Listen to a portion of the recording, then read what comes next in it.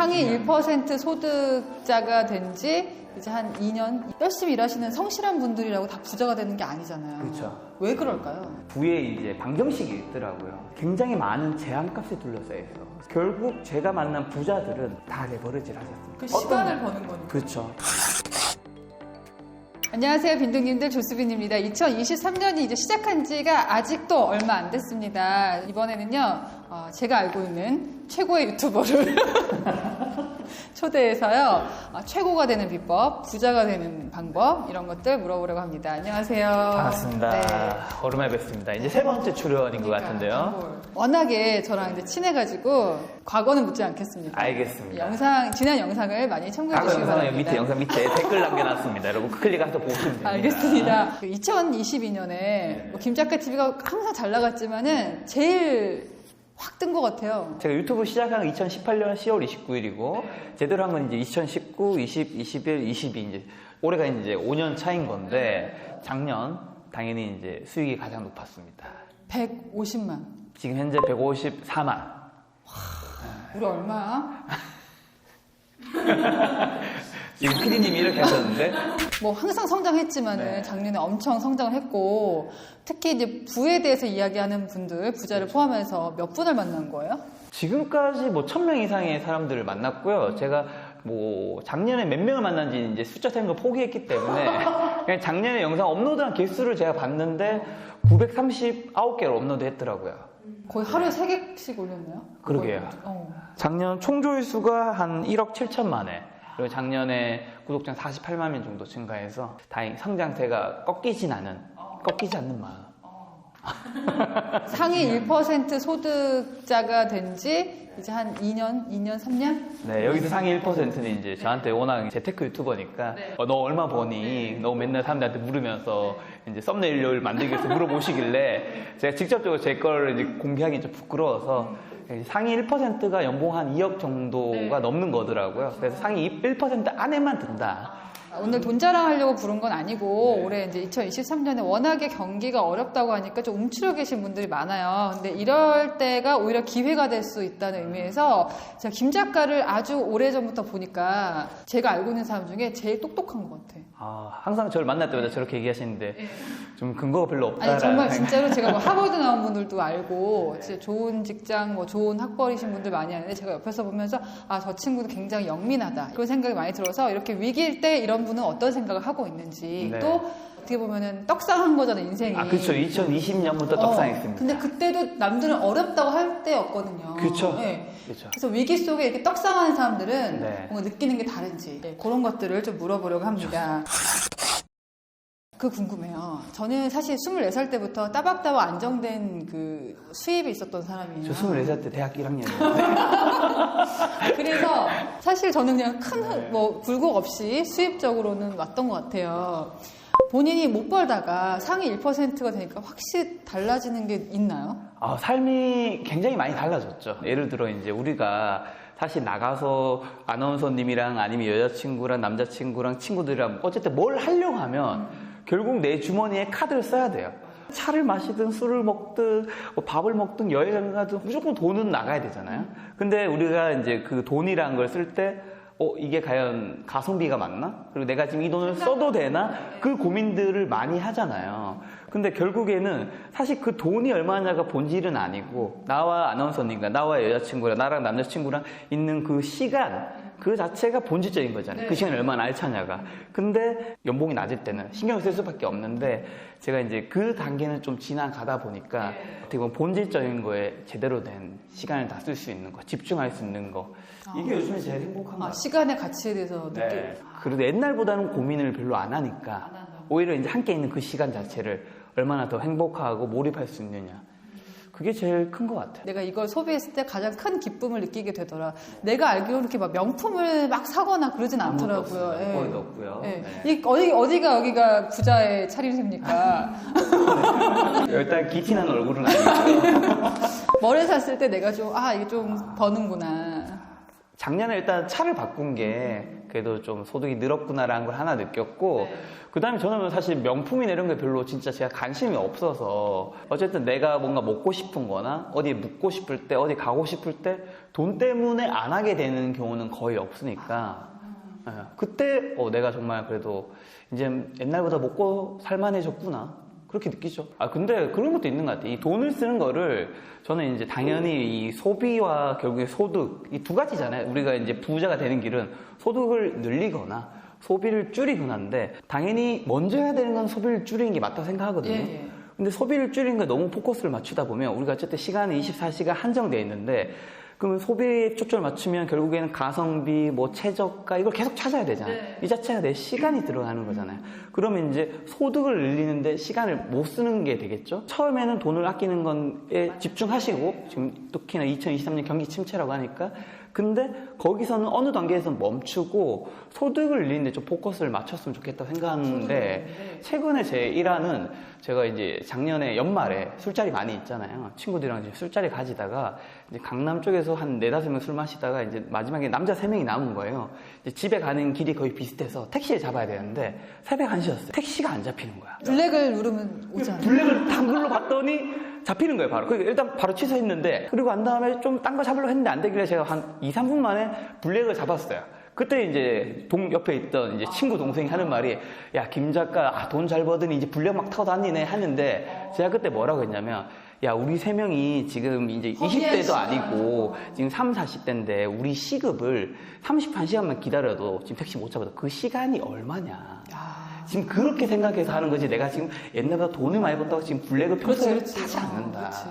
그러니까 이게 내가 가진 시간의 가치가 얼마나 소중한지를 좀 아는 게. 그래서 저는 요즘에는 뭘 이제 예를 들면 10,000원짜리가 있고 그걸 좀 더 시간을 들이면 뭐 8,000원에 살 수도 있잖아요. 그러면 저는 그런 데는 시간을 잘 쓰진 않아요. 그냥 10,000원짜리 사고 내 소득을 높이는데 시간을 더 많이 쓰죠. 왜냐하면 이거는 제한값이 없잖아요. 말씀을 듣다 보니까 제가 그 생각이 들어요. 우리 사회가 자꾸 양극화가 된다고 하잖아요. 부자들끼리 모여 살고 또 부자들이 선택하는 물건이 좀 정해져 있고 그 이유가 마찬가지로 이렇게 고르는데 시간을 쓰지 않다 보니까 그냥 검증된 좋은 물건, 좋은 동네, 좋은 사람을 만나려는 그 욕망이 더 커지는 게 아닌가. 근데 저도 예전에는 그런 거 막 쓰는 분들 보면서 돈 많으니까 저렇게 쓰는구나 생각을 지을 하는구나. 제가 예전보다 경제 자유에 좀 더 가까워지고 부자분들 더 많이 만나면서 저분들도 지금 본인의 그 최고 비싼 시간을 더 가치 있는 데 쓰기 위해서 저렇게 하는구나. 그러면 우리 김 작가는 부의 곡선을 그렸을 때 2019년, 20년경부터 이렇게 갑자기 확 올라간 거잖아요. 올라갔죠. 2020년에 확 올라갔습니다. 부의 시그널. 그러니까 내가 결과적으로 봤을 때 보니까 그게 내가 소득이 떡상하는 시그널이었구나. 그런 걸 느낀 게 있나요? 그럼 어쨌든 제가 예전보다 굉장히 제가 가까워진 건 유튜브 덕분이잖아요. 유튜브 데이터를 보면 2019년에 제가 총 조회수가 연에 1,100만이었거든요. 그것도 많은 거. 그리고 2020년에 8천만 회. 그리고 2021년에 1억 1천만 회, 작년에 이제 1억 7천만 회인데, 당연히 2020년에 이제 동학개미 운동이 일어날 때 조회수가 영상에 제가 올리기만 하면 막 20만, 30만 원은 무조건 그냥 터지는 거예요. 저는 제가 알고리즘을 다 이해한 줄 알았어요.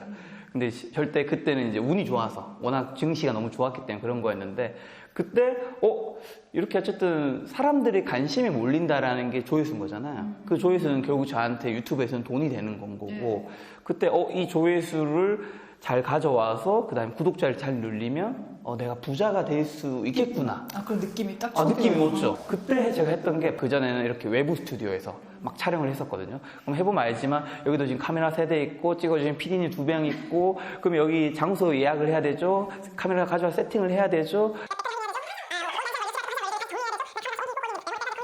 엄청난 시간이 들어갑니다. 그래서 그때 제가 2020년에 조회수가 올라가는 그 뭔가 V 시그널이 느껴질 때 저만의 스튜디오를 만들었죠.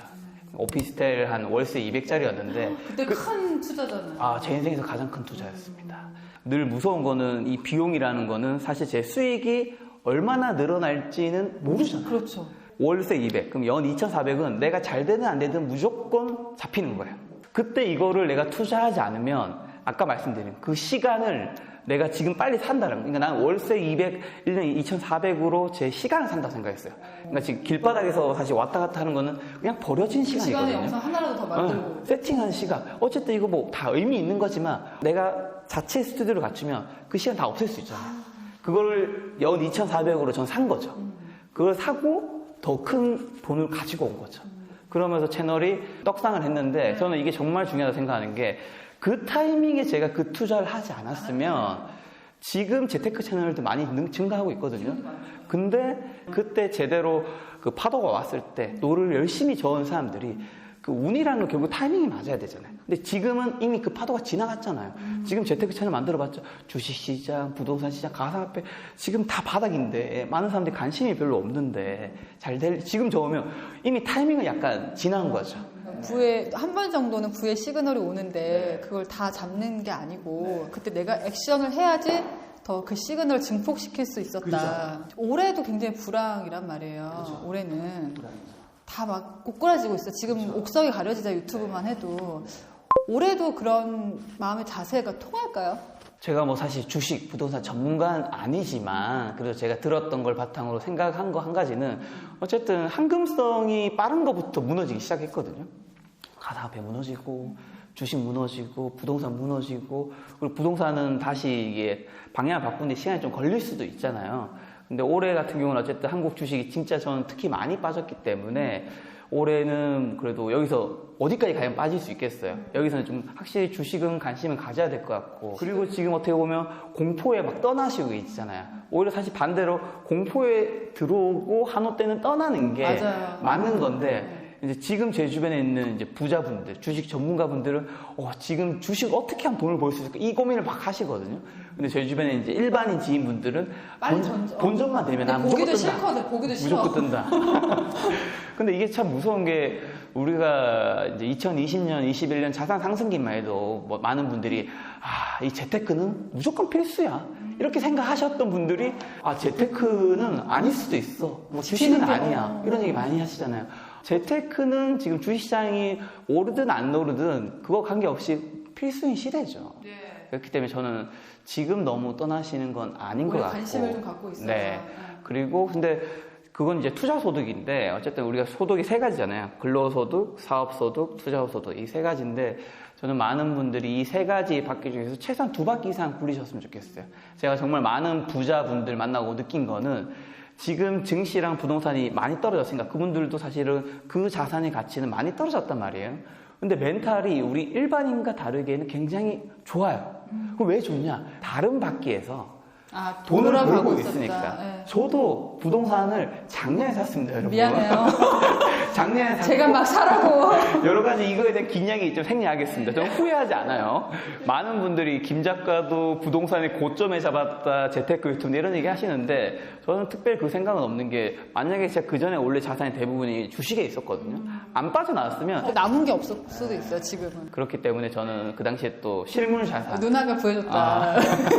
부동산을 가지고 싶었기 때문에 샀던 거고 근데 그거와 관계없이 제 멘탈이 그럼 왜 괜찮냐 저는 유튜브와 인세와 강연 이런 걸로 소득을 잘 끌어들이고 있기 때문에 제가 만난 부자분들도 주식 부동산 떨어져도 다른 데서 돈을 잘 벌고 있으니까 이거를 어느 정도 커버할 수 있는 거예요. 그래서 많은 분들이 근로와 투자와 사업소득 어느 한 가지에만 있다면 최소한 한 가지는 더 해서 이게 뭔가 안 됐을 때 이걸로 할 수 있는, 커버를 할 수 있는. 우리가 흔히 이제 주식 투자하면 분산 투자하라는 얘기 많이 하잖아요. 소득을 벌어들이는 것도 좀 분산해서 벌어들일 수 있는 게 좀 필요한 것 같다는 생각이 들어요. 이제 완전 연초는 지났는데 작년 연말에 2023 머니트렌드 됐잖아요. 베스트셀러 됐어요. 감사합니다. 네, 제가 이제 경제학용 베스트셀러 2위 많은 분들이 사랑으로 1위가 되고 싶습니다. 아직 살 수 있어요.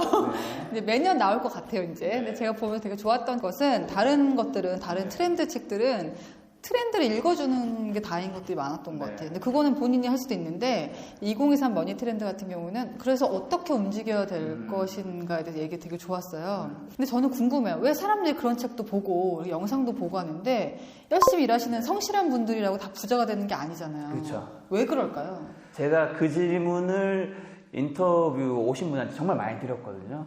그 질문에 대한 답도 너무 다 다르더라고요. 뭐 성실하지 못해서 아니면 레버리지를 하지 않아서 기타 등등 굉장히 많았는데 어쨌든 제가 10년 동안 1000명 이상 성공한 분들 만나면서 내린 이제 부의 이제 방정식이 있더라고요. 제가 생각해서 첫 번째는 이게 많은 분들이 결국에는 시급, 몸값이라는 게 있잖아요. 그 곱하기 시간, 결국 노동시간.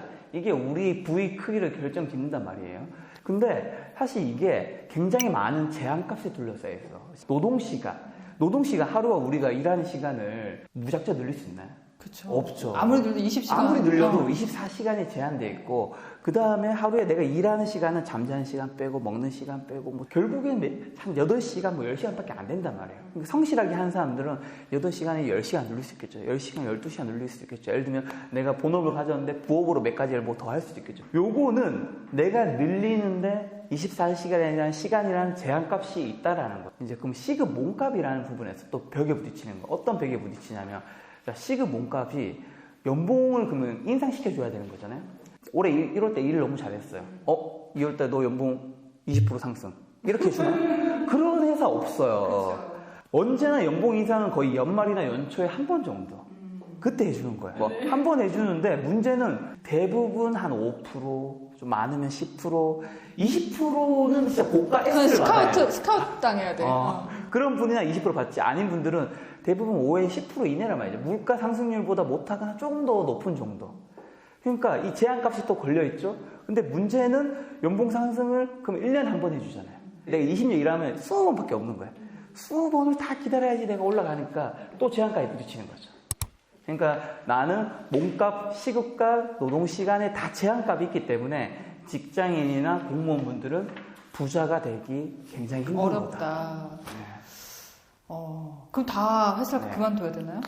부자가 되기 위해서는 이제 만약에 회사를 다니시는 분은 당연히 투자를 하셔서 부자가 되거나 아니면 이 소득을 통해서 내가 부자가 되는 거는 구조상으로 애초에 불가능하다는 거죠. 자, 그럼 그 다음 2단계가 뭐냐면 이 시간을 어쨌든 벗어나는 게 되게 중요한 거잖아요.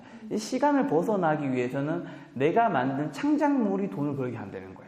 대표적으로는 김 작가처럼 책을 내거나 아니면 유튜브를 하면 오프라인에서 지금 열심히 깔려서 책이 판매되고 있고 온라인에서 사람들은 주문해주고 있고요. 그 다음에 유튜브 영상은 지금도 제가 올린 영상이 한 2,500개 되거든요. 지금도 김 작가님을 부자로 만들어 드려야 되겠다면서 열심히 뛰어다니고 있어요. 그 친구들이 열심히 일하면서 저는 집에 또 돌아가면 소득이 저한테 조금씩 쌓여 있겠죠. 최근에 제 영상이 또 갑자기 돈을 벌어주고 요즘에 조수미 아나운서 영상이 조회수가 팍팍 타시고 역주행하고 있습니다. 그렇군요. 물론 저는 기본적으로 방송을 진행한 사람이라서 앞으로도 계속 할 거지만 이거를 되게 공감하게 된 게 우리가 아무리 일을 많이 해도 여자 진행자가 받을 수 있는 출연료의 유리천장이 있어요. 제한값이 있어요. 남의 방송에 나가서 진행만 하는 거 갖고는 큰 부자는 되게 어려운 거예요. 맞습니다. 그러니까 이 제한값을 벗어나는 게 되게 중요한 게 저는 사실 정확하게 말하면 시급이 없어요. 그렇죠. 그럼 시급이 없는 게 되게 무서운 거잖아요. 그래서 빵원이 될 수도 있죠. 그렇죠. 그래서 직장인분들이, 공무원분들이나 이렇게 안정된 연봉을 받는 분들이 회사 밖을 못 나오는 거잖아요. 근데 시급이 확실하게 정해져 있다는 것 자체가 더 큰 부자가 되기 힘들다는 거예요. 왜냐면 딱 얼마 정해있으니까. 근데 이게 제한값이 아예 없어지면 당연히 불안정하고 무섭지만 대신 제한값이 없다는 거죠. 이게 핵심은 내가 만든 창작물은 24시간 시간의 제한이 없다. 그러니까 시간의 제한값을 풀었다라는 거죠. 그럼 그 다음 3단계의 부의 크기는 뭐냐면, 김 작가는 지금 총 9권의 책을 출간했습니다. 그리고 지금 2,500개의 영상을 만들었고, 매년 900에서 1000개의 영상을 만들고 있어요. 그러면 이제, 앞으로도 계속 부자가 될 것 같지만, 문제는 그 영상을 만들고 책을 만드는 사람은 저입니다. 저 또한 24시간의 제한값에 묶여 있다는 거죠. 그렇죠. 그러니까 내가 만든 창작물인 책과 영상물은 시간 제한값을 벗어났는데 내가 할 수 있는 나는 묶여 있는 거예요. 그렇기 때문에 이 제한값을 결국 벗어나려면 이제는 내가 아닌 다른 사람이 필요한 거죠. 요즘에 이제 다른 프리랜서 아나운서분을 이제 직접 진행하게 하신 적도 있고, 그 다음에 이번에는 다른 직원분도 채용을 해서 이미 뽑는 순간 사실 비용이 잡히잖아요. 근데 아까 제가 말씀드린 제가 첫 스튜디오 연 2,400을 잡았을 때 비용은 잡히지만 점프업을 하기 위해서는 이번에도 제가 점프업을 하기 위해서는 이제 내가 혼자서 유튜브로 벌 수 있는 수익의 벽에는 부딪혔구나. 그러니까 여기서 나 왜 돈을 못 벌지? 이건 멍청한 소리인 거예요 저한테. 왜냐? 내가 맨날 그 얘기해. 내가 이미 제한값에 부딪혔는데 더 벌려면 이 제한값을 벗어나려면 다른 사람을 뽑아야 되는 건데. 레버리지를 결국 써야 된다. 레버리지 해야 한다는 거죠. 그러니까 여기서 레버리지가 되게 중요한 게 결국 제가 만난 부자들은 다 레버리지를 하셨습니다. 그 시간을 버는 거니까. 그렇죠. 그 레버리지라는 거는 타인의 시간, 타인의 에너지, 타인의 돈. 남들의 시간과 돈과 이런 걸 빌릴 때는 내가 실력과 경험과 이런 것들이 없으면 잘못하면 나를 베어버릴 수도 있다. 그렇죠. 네. 어떻게 보면 예전에 그 부의 제한값을 풀어본 경험이 있기 때문에 또 푸는 거잖아, 지금. 그것에 용기가 좀 더 생기죠? 한번 경험을 해봤으니까. 사실은 그거를 제가 안 풀고 싶어서 제가 앞서 말씀드렸듯이 저는 레버리지를 굉장히 싫어하는 인간이기 때문에 정말 보수적인 사람이기 때문에 2022년, 21년, 22년 그 유튜브 성장기에도 직원을 더 안 뽑았던 거거든요. 근데 이제는 향상심이라고 하잖아요. 사람이 언제 만족하냐면 내가 꾸준히 이렇게 가면 사람이 내가 성장을 못하고 있구나. 계속 150만 정체하고 있구나라는 생각을 한단 말이죠. 근데 제가 옛날보다 이만큼 덜 보길 바라는 게 아니라 이만큼이라도 조금이라도 더 올라가면서 사람은 만족감과 행복감을 전 느끼는 거라고 생각하거든요. 결국 성장할 수 있는 경험에 투자해야 되는 거네요. 저도 성장을 가파르게는 아니라도 조금씩 성장하고 싶어서 이번에는 제 제한값을 한 번은 이제 좀 푸는 거죠. 풀고 안 될 것 같으면 다시 묶어야죠. 저도 근데 되게 오늘 이 인터뷰가 의미가 있는 게 저도 KBS라는 큰 회사를 한번 나와봤고 최근에 또 한 가지 또 이제 안정된 거를 벌여보니까 굉장히 지금 불안한 상황이거든요. 그게 물론 그지가 될 수도 있지만 내가 성장해볼 수 있는 기회에 투자한다. 저도 아나운서맨한테 이제 아까 전에 드렸던 내용이랑 비슷한 게 KBS라든가 지금 다른 데라든가 그 제한값이 있었던 거죠. 그거를 풀어야지 위로 올라갈 수 있는 건 사실이잖아요. 그지가 될 수도 있어요. 풀었을 때 아무것도 없다라는 게 이제 무서운 건데 저도 여러분 구독자 0명부터 시작했습니다. 0명 때 얼마나 무서웠겠어요. 근데 처음에 진짜 돈도 별로 없고 막 안 보일 때가 있는데 안 그 보이죠. 두려움을 어떻게 이겨요? 그거는 제가 다른 이야기로 한번 답변을 드리면 좋겠는 게 제가 아는 한 유명한 웹툰 작가가 있는데 웹툰 작가로 유명하니까 돈을 많이 벌 거잖아요. 근데 우리가 생각하는 웹툰, 만화라는 직업이 대부분이 돈을 많이 버는 직업인가요? 아니죠. 상위 몇 % 빼고는 돈을 벌기 굉장히 힘든 직업 중에 하나일 거예요. 그래서 거기에 이제 만화가가 되고 싶은 한 학생이 그 사람한테 묻습니다. 선생님, 제가 만화가가 정말 되고 싶은데 만화가로서 성공하지 못하면 먹고 사는 게 힘들어질 것 같고 그래서 걱정입니다. 어떻게 하면 좋을까요? 제 고민을 들어주세요. 그랬더니 그분이 뭐라 답변하냐면 그것까지 감내하는 게 너의 재능이다. 저는 그거는 본인이 감내해야 될 영역이라 생각해요. 그걸 누가 감내해 줄 수 있겠어요? 제가 유튜브 시작한다고 했대요. 여러분 제가 37살 때 유튜브 첫 영상 올렸거든요. 그럼 38, 39 그때만 해도 지금 5년 전이잖아요.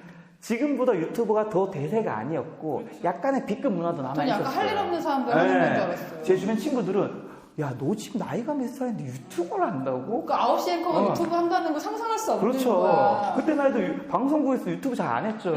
근데 지금 5년이 지나 제 주변 친구들은 막 부럽다고 얘기해요. 아나운서님도 그 제한값을 벗어날 때는 다시 0이 되는 거잖아요. 그러니까 0이라는 게 어떻게 보면 저는 0을 하나 더 붙이면 무한대인 거잖아요. 어떻게든 제한값을 풀어야지 위로 올라갈 수 있는 성장할 수 있는 기회도 되지 않을까. 이 재테크 얘기하려 하다가 내가 은혜 받고 갑니다. 저도 돈 얘기를 가끔 이제 유튜브에서 하고 이런 채널들이 많으면 그거를 물론 구독자들은 좋아하는데 또 욕하시는 분들도 있어요. 뭐 돈 얘기만 한다. 그리고 나라에서 그게 그렇게 좋으면 왜 집값을 잡으려고 하고 투기 세력을 잡겠느냐. 이 책에 이런 부분이 있었어요. 우리는 변화된 상황에서 변한 것에 맞게끔 새로운 길로 나아가야 한다. 시대 변화가 만들어낸 현상은 나쁘고 좋은 게 없다. 대신 그러한 변화들이 위기나 불행이 되지 않도록 조정하고 현실에 맞춰 새로운 것을 제안해 주어야 한다. 그러니까 우리가 불황이라고 위기라고 불평불만만 한다고 뭐 나아지나요? 그렇죠. 그 대응에 맞는 어떤 마음가짐이 더 중요한 것 같습니다. 자, 2023년 부자가 되고 싶은 행복해지고 싶은 빈둥님들에게 한 말씀 부탁드리겠습니다. 네, 저희 아버지 이야기를 할게요. 저희 아버지가 원래는 이제 대기업에 다니시다가 대한민국의 명예퇴직이라는 단어가 나오기도 전에 회사에서 이제 해고를 당하셔서 이제 그때 나이가 벌써 40 초반대였거든요. 너무 좋다. 그때 한 이제 2, 3년 정도 노셨어요. 어느 순간 어머니가 예전에는 뭐 쌀을 이제 큰 포대 있는 걸 사왔으면 20kg, 뭐 40kg면 어느 순간 뭐 5kg, 1kg. 그것도 이제 1kg 좀 작아지니까 검은색 봉지. 집이 좀 약간 힘들어지면 아 이렇게 될 수 있구나 느꼈는데 그래서 그 아버지가 선택하신 직업이 택시 운전을 하셨거든요. 택시 운전을 이제 한 얼마 전에 이제 그만두셨는데 한 20 몇 년을 하셨어요. 저는 아버지의 택시가 어릴 때는 사실 부끄러웠습니다. 뭐 초등학교, 중학교, 고등학교 때는 아버지 택시에 보면서 아 왜 아빠는 뭔가 더 그럴싸한 직업이 많은데 그런 거 안 하시고 막 택시라는 직업이 막 어릴 때 막 친구들한테 자랑을 받을 수 있는 직업이고 막 그런 건 아니잖아요 사실적으로. 이제 좀 크고 나니까 야 저 아버지가 어떤 마음으로 늘 운전대를 잡고 잡았을까. 최대한 다른 것들 다 아끼셔서 우리를 위해서 삶을 사셨기 때문에 우리가 그래도 불문 적은 단 한 번도 없구나 그 생각을 하는데 조금 안타깝고 많은 분들이 좀 이런 걸 생각하셨으면 좋겠는 게 제가 아는 사람 중에 다섯 손가락에 들 정도로 저희 아버지는 성실한 사람이었어요. 오후 1시쯤에 나가셔서 항상 새벽 5시에 들어오셨어요. 이 삶을 20 몇 년 동안 택시가 한 2평, 3평도 안 될 거예요. 그 공간에서 평생을 보내셨어요.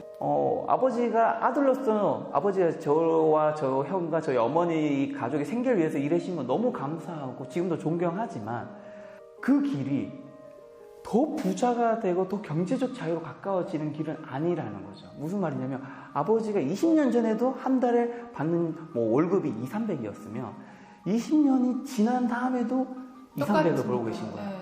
왜냐하면 택시라는 직업 자체가 처음에 시급 몸값 자체가 높지도 않은데 상승률도 높지 않은 거예요. 근데 그렇게 되니까 아버지는 노동 시간을 늘렸던 거죠.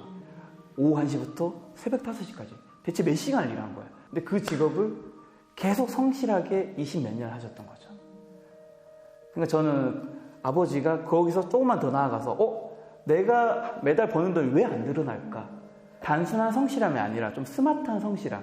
내가 딴 것들을 어떤 거를 하면 지금 한 달에 들어오는 수익이 아니면 연매에 받는 돈이 늘어날 수 있을까를 좀 더 고민하시고 액션을 하셨다면 아버지 삶에도 좀 굉장히 더 가치가 있다고 생각하거든요.